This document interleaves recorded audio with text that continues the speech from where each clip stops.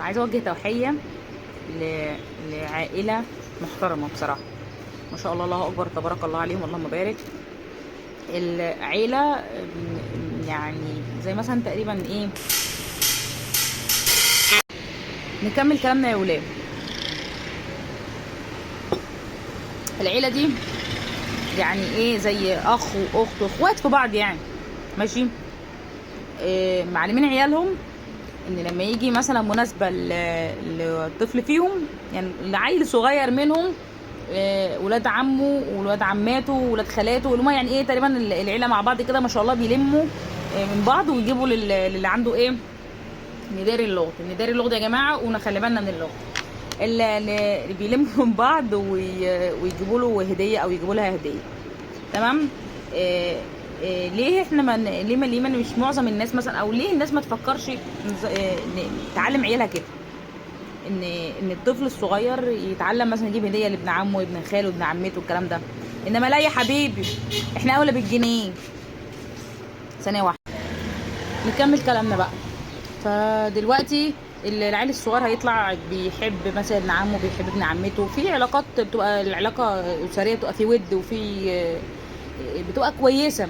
مش لا يا حبيبي انت هتجيب له ليه، ده هم معاهم واحنا معناش، احنا غلابه، انت ابوك اولى بالجنيه ولا احنا اولى بالجنيه.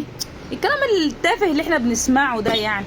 انتوا ماشي هتخسروا فلوس، بس هتبنوا حاجات اسريه. ومعلش يعني في ناس يعني معلش تبقى نفسها تعمل حاجه زي كده، بتبقى نفسها مثلا تبقى في علاقات زي كده، بس بتلاقي الطرف التاني يقول لك ايه، لا وانا اجيب ليه.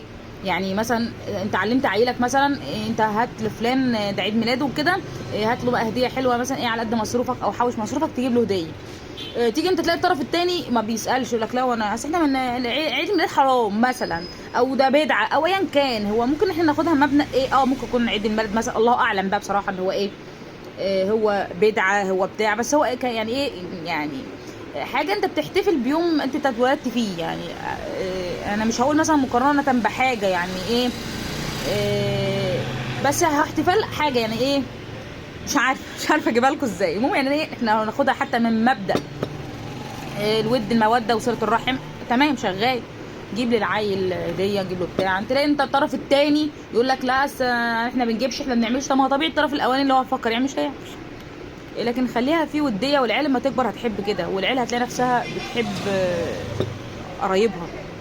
مفيش بغض النظر بقى في مشاكل اسريه في الكلام ده كله هبل هبل في هبل. بس والله بجد انا بقدم لهم تحيه حلوه قوي. وهم ما يعرفوه، يعني هم ما يعرفونيش انا شخصيا، وما يعرفونيش شخصيا يعني، بس انا اعرف حاجه زي كده ايه من بره، انما شخصيا صراحه ما اعرفهمش. يعني انا عرفت منهم حاجه زي كده. وما شاء الله تبارك الله، الله اكبر، اللهم بارك، ربنا يزيدهم يا رب، ويفضلوا كده دايما في محبه وود. السلام عليكم.